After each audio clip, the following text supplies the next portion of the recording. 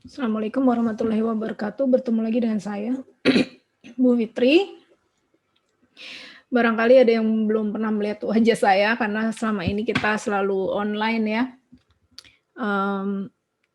Jadi kita ketemu dengan Zoom. Biasanya saya juga nggak pasang video ya. Jadi ini pertama kalinya saya pasang video. Baik, pada pertemuan kali ini saya akan membahas mengenai pembahasan paper yang sudah saya berikan di tugas. Pembahasan paper ini adalah paper pertama mengenai usability. Ya, ini adalah satu contoh dari metodologi riset di bidang ilmu komputer atau teknik informatika juga beberapa kita menyebutnya sama ya. Oke, ini ada paper pertama yang akan kita bahas baik untuk kelas Senin maupun untuk kelas Kamis sama. Ya, saya sudah share screen di sini. Ya, mudah-mudahan bisa dilihat ya semua. Judulnya di sini kita lihat A Method for Website Usability Evaluation, a Comparative Analysis. Penulisnya adalah Neser FM, Elvirjani, Ebi Tisamka El Berkawi, dan Abdul Salam M. Matuk. Mereka dari Faculty of Information Technology, Benghazi University, Libya. Dan ini dimuat di International Journal of Web and Semantic Technology atau disingkat IJWS, volume 8, nomor 3, bulan Juli tahun 2017. Lumayan ya, cukup baru. Nah, bagaimana sih cara kita membaca suatu paper ya untuk bisa kita buat sebagai ringkasan ya. Dan kemudian kita bisa tulis di dalam paper kita. Jadi bagian pertama yang paling mudah untuk sebagai gambaran itu adalah pada abstrak. Ya, abstrak. Ingat abstrak terdiri dari IMRAD, Introduction, Method, Result, and Discussion. Kalau kita lihat di sini, saya besarkan ya. Graphical User Interface Design in Software Development Process focuses on maximizing usability and the user's experience in order to make the interaction for users easy, flexible, and efficient. In this paper, we propose an approach for evaluating the usability satisfaction degree of a web-based system. The proposed method has been accomplished in 2 phases and implemented on an airline's website as a case study. In the first phase, a website usability test is implemented by a number of users, and then the results obtained are translated into charts for a final web-based system evaluation in the second phase. The results achieved were satisfactory since the places where the weaknesses and gaps in the website are identified and recommended solutions to avoid them are drawn. The authenticity of the results have been confirmed by comparing them with user opinions acquired from a questionnaire, which proves the precision in which the website is rated. Oke, jadi kita baca di sini. Pertama ada introduction atau pendahuluan. Ya, introduction-nya sampai di sini. Sampai sini. Ya, jadi pertama membahas mengenai ilmu yang diambil, bidang ilmunya adalah Graphical User Interface Design di dalam proses pembangunan atau pengembangan suatu software. Ya.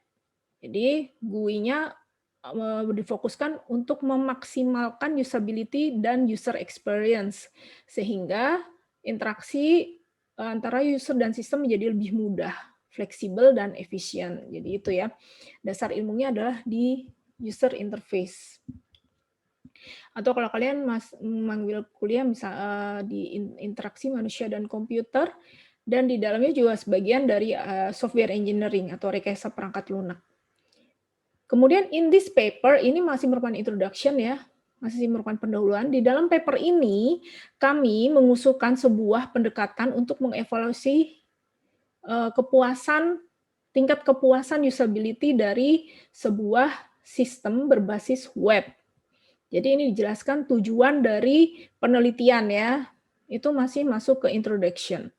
Setelah itu, ingat ya tadi abstrak dari IMRAD, berikutnya setelah introduction adalah method. Nah, ini dia sudah sebut nih, the proposed method has been accomplished in 2 phases and implemented on an airline's website as a case study. Jadi metodenya menggunakan sebuah website airline sebagai studi kasus ya. Ini metodenya, IM. Kemudian result, ini udah jelas ya, dia mulai dengan kata the result achieved were satisfactory since the places where the weakness and gaps and so on ya, dan diteruskan itu adalah hasilnya. Ya, itu merupakan result and discussion. Ya, di sini menggunakan questionnaire sehingga hasilnya itu lebih presisi. Dapat diukur presisinya. Nah, ini abstraknya cukup bagus ya, IMRAD. Jadi di situ kita sudah dapat gambaran case study-nya dari sebuah sistem berbasis web dan mengukur usability. Jadi ini bisa kalian gunakan untuk kelas Senin ya, untuk mengukur usability suatu sistem.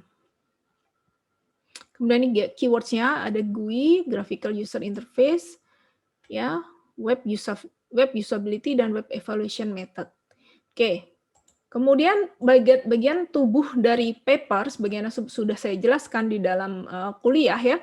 Yang pertama harus introduction ya. Introduction adalah latar belakang why this research is important. Jadi mengapa penelitian ini sangat penting.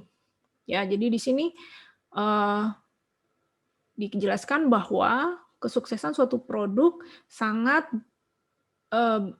dipengaruhi oleh kepuasan dari user. Ya. Nah, kemudian bagaimana kepuasan dari user itu bisa diukur? Salah satunya adalah dengan melakukan testing usability dari sistem. Ya, ini semua ada di sini dan ini ada citasinya. Ini salah satu menyebutkan citasi dengan angka ya.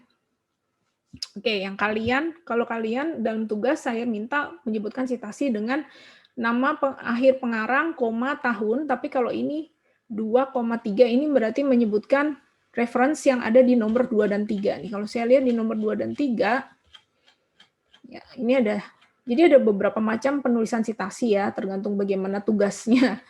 Ya, kalau yang saya minta kan bukan pakai nomor ya. Jadi kalau kita lihat 2 dan 3 itu punyanya ini, Al-Jawarneh. Dua-duanya Al-Jawarneh ya, cuman yang satu tahun Al-Jawarneh Matuk dan Akhtar, yang satu lagi Al-Jawarneh Rusan dan Matuk ya.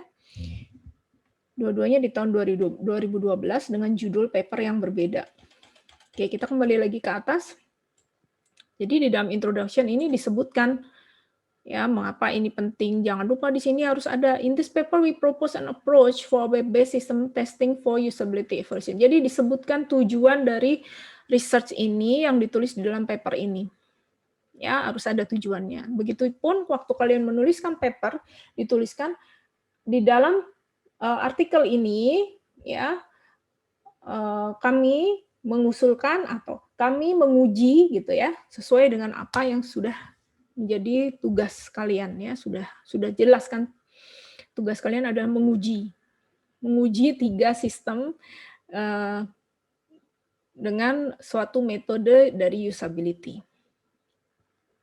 Oke, ini bagian 1. Kemudian biasanya di bagian akhir pendahuluan ditulis ya bagaimana paper itu ditulis atau diorganize ya batang tubuhnya. Ya, bagian 2 menyediakan apa, bagian 3 tentang apa, bagian 4-nya sebagaimana persis yang sudah saya minta. Bagian 2 itu adalah related work atau studi literatur atau kajian pustaka. Sedangkan atau literatur review ya beberapa juga menyebut ya. Section 3 ini merupakan metode bagian 3. Kemudian section 4 ini adalah hasil dan pembahasan, hasil dan diskusi. Ya. Nah, kalau hasil dan diskusinya itu terlalu panjang maka boleh dipecah ya. Jadi bagian 4 ini adalah implementation and initial result, sedangkan bagian 5 validation and comparison analysis ya. Jadi dibagi 2, hasil dan pembahasannya dibagi menjadi 2 bagian karena mungkin terlalu panjang pembahasan kalau dijadikan satu subbab. Dan bagian ke-6 adalah kesimpulan dan saran ya, conclude the paper. Ya, ini di bagian pendahuluan. Jadi saya harap kalian bisa meniru ini, contohnya cukup bagus ini ya, tinggal dijadiin bahasa Indonesia aja. dan diganti dengan tujuan dari paper kalian. Kemudian yang kedua adalah background and related work, ya. Ini adalah saya minta langsung kajian pustaka ya, berarti related research ya, atau penelitian-penelitian terdahulu yang pernah dilakukan, atau aplikasi-aplikasi sejenis ya di sini di bab 2. Ya, kalian bahas ya. Oke, kemudian yang bagian 3 adalah propose method ya. Jadi kuliah ini adalah kuliah metodologi riset, ini adalah salah satu metodologi yang digunakan di dalam melakukan pengujian usability suatu sistem. Ya, jadi ada banyak metodologi yang bisa digunakan di dalam ilmu komputer atau teknik informatika, banyak sekali ya. Nah, ini hanya satu contoh saja dari satu paper yang berkaitan dengan tugas yang saya berikan. Jadi ini dijelaskan, in our usability testing method, a summative usability testing plan has been used. Ya, kemudian dijelaskan, the test used was a performance measurement. Summative usability testing is comprehensive evaluation of a product with representative users and task designed to measure the usability. Jadi dia mengukur usability bukan dengan UAQ seperti yang kalian tahu. Jadi ada banyak sekali metode untuk mengukur usability. Ini menggunakan task base ya, task base. Task base itu tugas ya. Jadi pertanyaannya berbasis tugas, di mana setiap user diminta untuk melakukan suatu tugas. Misalnya, belilah barang ABC di dalam sistem tersebut, misalnya gitu. Jadi barangnya sudah disebut, barang ABC itu apa, sebanyak berapa biji itu sudah disebut. Atau misalnya pergilah ke bagian help, misalnya gitu. Jadi kalian harus tentukan tugas yang secara spesifik yang ingin kalian pakai. Jadi ada banyak sekali metode untuk melakukan usability. Jangan cuma terpaku pada satu metode yang kalian tahu. Enggak, ada banyak sekali sebetulnya ya. Cuma mungkin karena keterbatasan kuliah, jadi yang diajarkan hanya itu saja ya. Dan ini merupakan mahasiswa biasanya maunya yang cepat aja gitu. Padahal sebenarnya ada banyak metode yang bisa digunakan. Jadi kemudian dari tugas itu akan diukur waktu yang digunakan user untuk menyelesaikan tugas. Waktu yang digunakan untuk recover dari suatu error. Kemudian the number of user error. Jadi berapa kali dia melakukan kesalahan sehingga harus back gitu ya. Kan biasanya mereka user tuh coba-coba ya. Coba klik ini, coba klik itu. Nah, ini adalah propose method. Nah, untuk tugas kalian mau pakai propose method yang mana ya? Pakai propose method yang ini sangat saya anjurkan ya. Itu sebabnya setiap sistem pasti akan berbeda kalau kamu pakai task base. Nggak kayak UAQ yang udah jelas poin-poinnya itu semua gitu ya. Dan saya minta ini metode ini sebagai salah satu bahan yang ditulis di dalam paper kamu. Satu metode lagi silakan cari sendiri papernya ya. Jadi ini bisa dilihat gambarnya, figure 1 shows the method usability evaluation process which is based on 2 factors, task and time. Jadi tugas dan time. Bisa jadi dia berhasil menyelesaikan tugas tersebut, tapi waktunya lama sekali ya. Atau bisa jadi dia keburu give up ya, keburu menyerah. Jadi tugas itu belum diselesaikan, gagal artinya berarti dia gagal menyelesaikan tugas dalam waktu yang cukup singkat. Nah itu berarti usability-nya jelek banget. Berarti orang tuh udah give up, males gitu pakai. Berarti menunjukkan bahwa usability-nya itu tingkat yang sangat parah ya.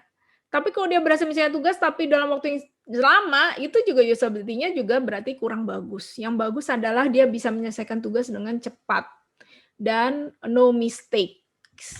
Ya, no mistake di sini ya. User perform task no mistake and itu yang bagus. Itu berarti usability-nya keren ya. Clear, sangat clear sehingga sistem itu usable atau mudah untuk digunakan atau sangat bisa untuk digunakan. Arti dari usable itu adalah bisa digunakan gitu ya.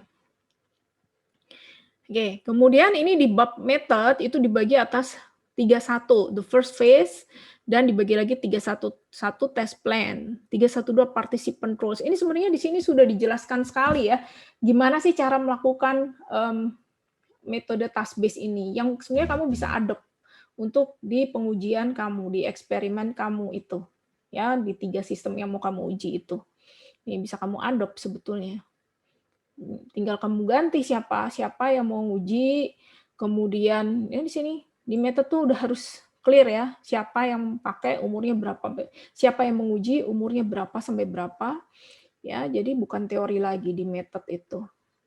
Oke, jadi metodologi adalah ilmu tentang metode, ya, termasuk di sini adalah metode untuk menguji usability itu adalah metodologi.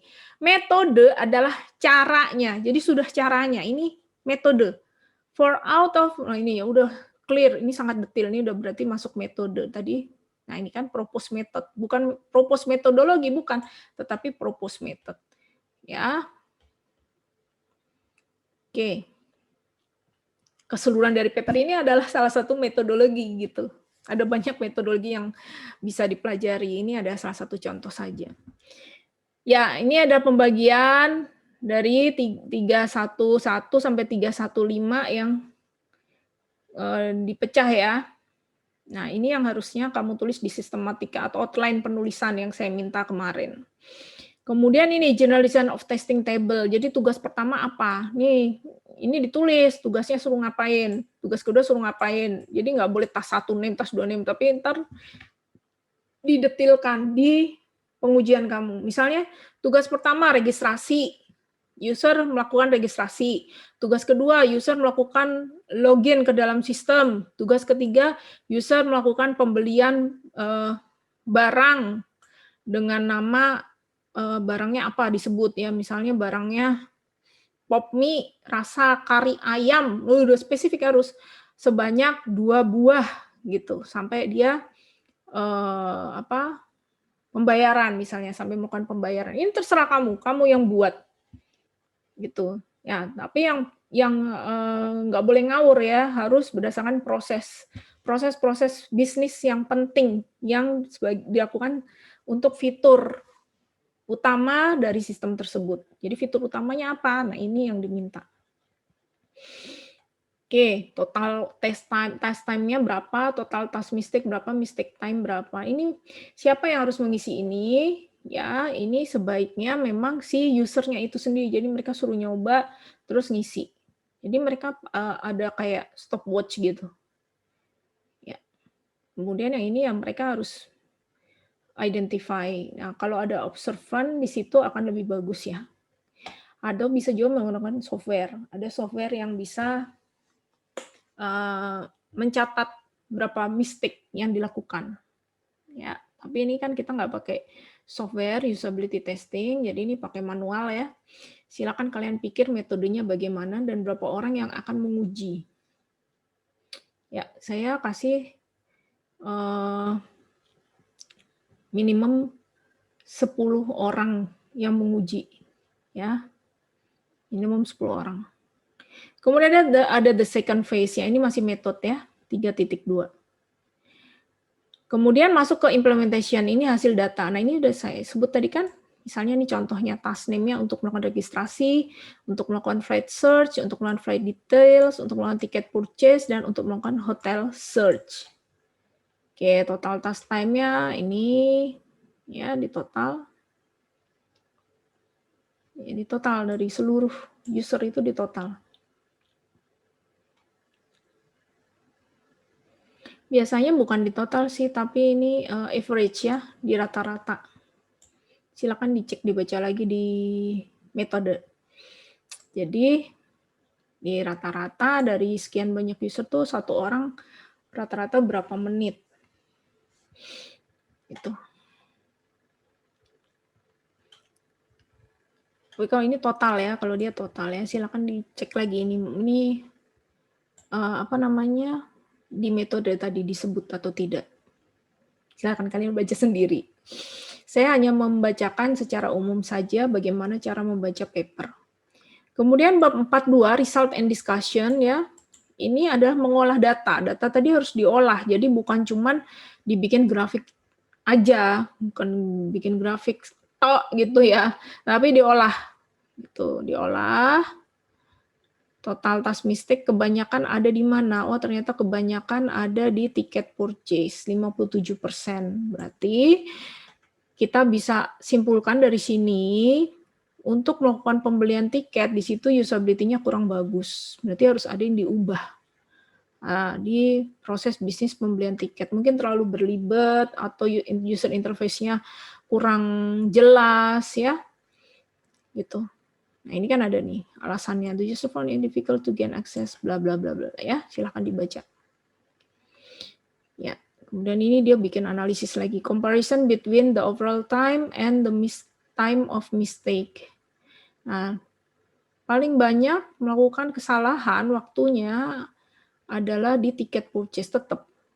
Ya, task that takes greatest amount of mistake time. Sini. Ya. Sedangkan di flight search ini 0%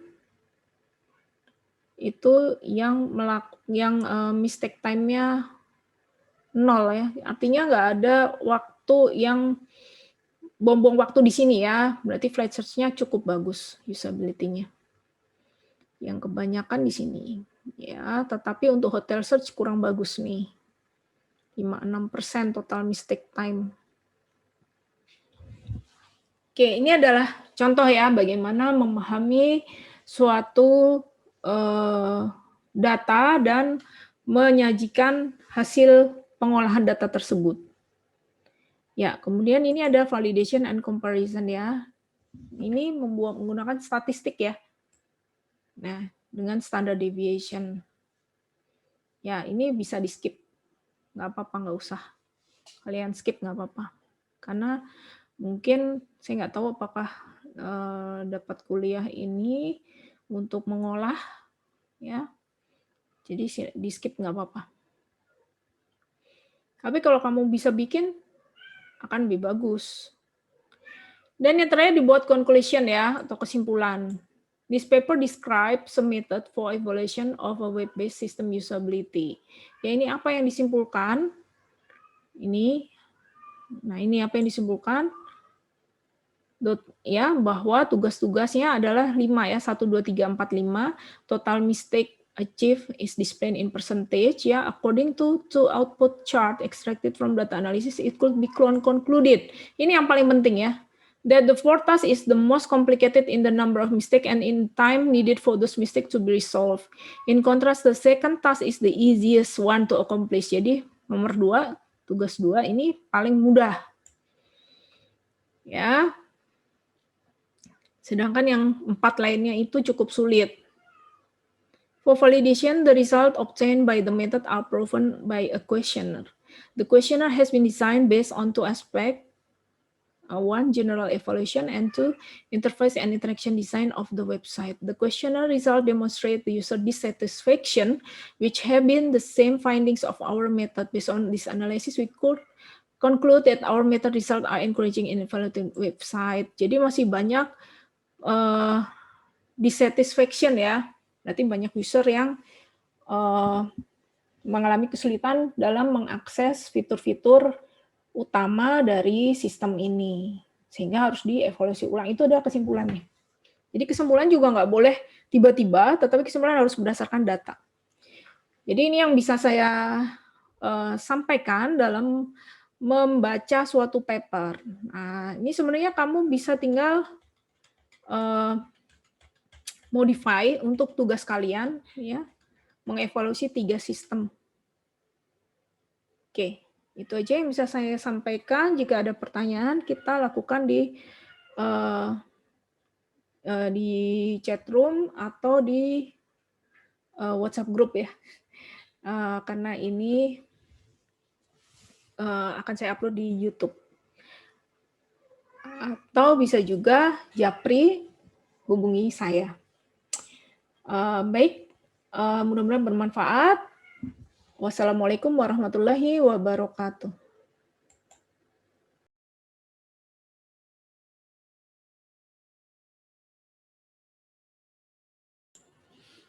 Assalamualaikum warahmatullahi wabarakatuh.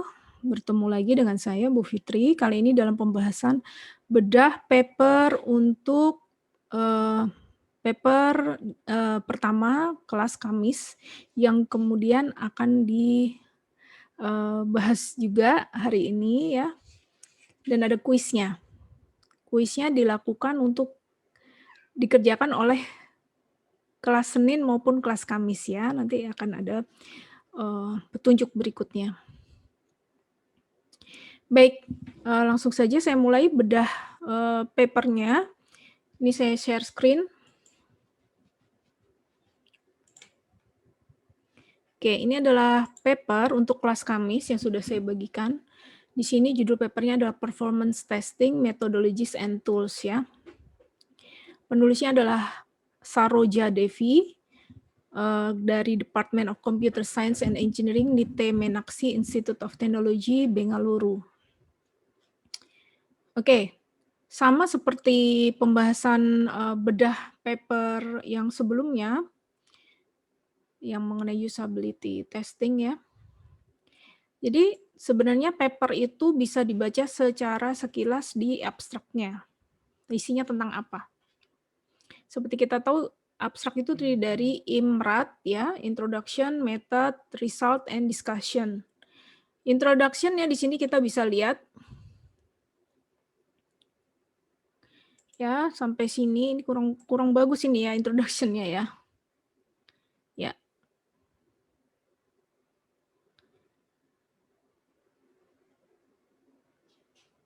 Oke, ini sebenarnya hampir semuanya introduction.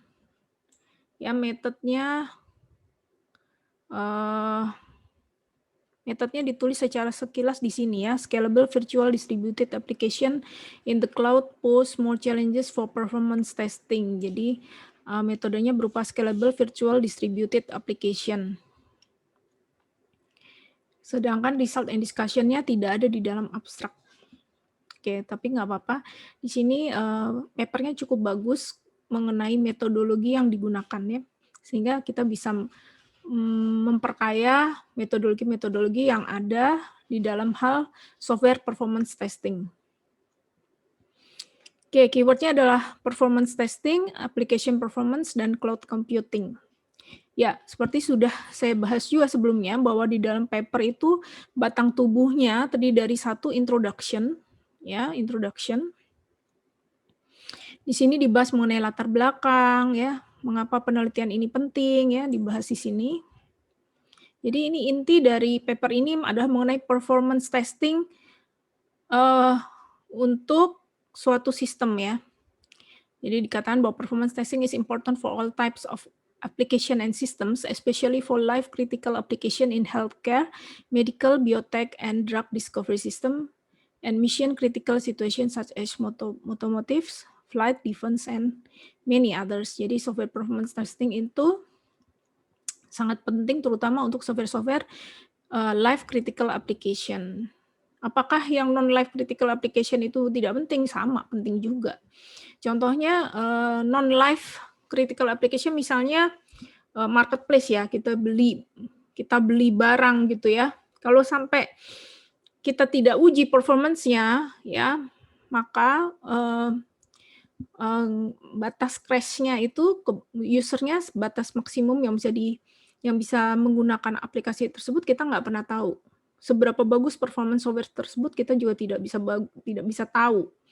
Ya, atau misalnya banking ya, internet banking itu juga sangat penting untuk dilakukan performance testing ya, walaupun itu bukan life critical application ya. Oke, ini ada introduction. Baik, di bab 2 ini adalah literatur ya, literatur harusnya. Literatur di sini kita lihat dia mensitasinya dengan nama penulis terakhir ya, ini harusnya ada koma ya, dan tahun. Oke. Ya, ini secara umum apa saja literatur-literatur yang digunakan. Ya, di sini masih ada error ya. Sayang sekali ya, di sini juga masih ini citasi. Ya, dia dibagi atas 2.1 mengenai why performance testing dan 2.2 key features of load testing tool, 2.3 factors for successful load testing. Ya, ini ada teori-teorinya. 2.4 application performance. 2.5 benefits of performance testing. Ya, ini masih teori-teorinya. 2.6 sources of performance problem.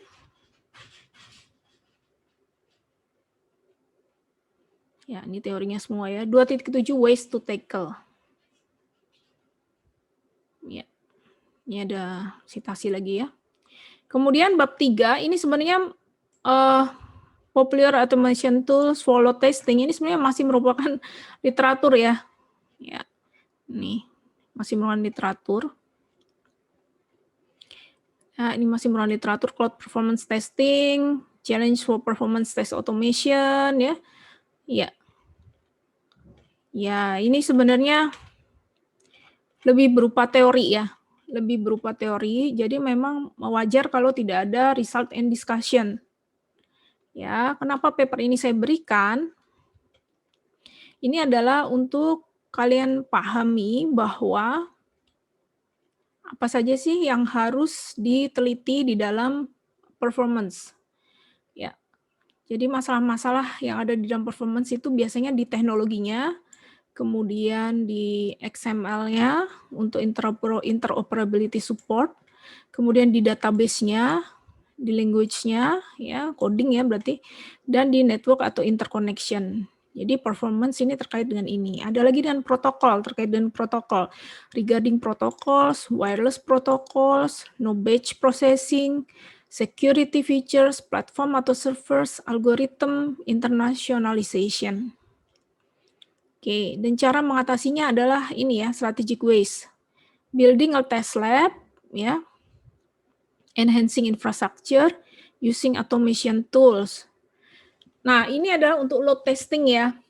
Nah, apakah kalian akan melakukan load testing? Ya, kalau memang tidak melakukan load testing, berarti teori dari paper ini tidak diaplikasikan di dalam penelitian kalian, ya, yang kalian tulis untuk paper itu. Tetapi ini cukup bagus untuk dijadikan literatur saja, ya, di bab 2. Bab 2 paper kalian, section 2 paper kalian. Ya, cukup dijadikan literatur. Ya, silakan dijadikan literatur di paper kalian. Boleh dijadikan literatur di paper kelas Senin juga bisa digunakan ya di sini.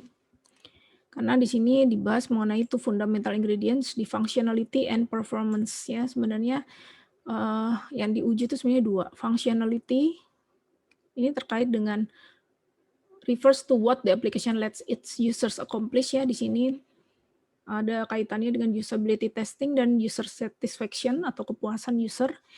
Sedangkan yang terkait dengan performance related ini tadi ya yang kita sebut dengan teknologi, dengan language ya, kemudian interoperability, database, protokol, nah itu ya.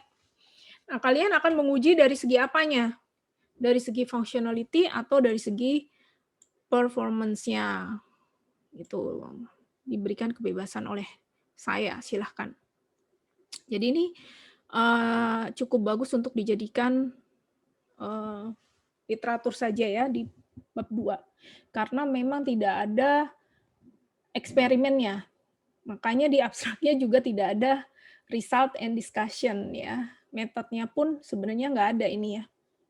Jadi semua masih berupa teori. Oke, jadi paper yang ini itu tidak perlu dibahas panjang lebar lagi ya. Cukup jelas. Silahkan digunakan untuk memperkaya di bab 2 atau di section 2 di paper Anda. Oke.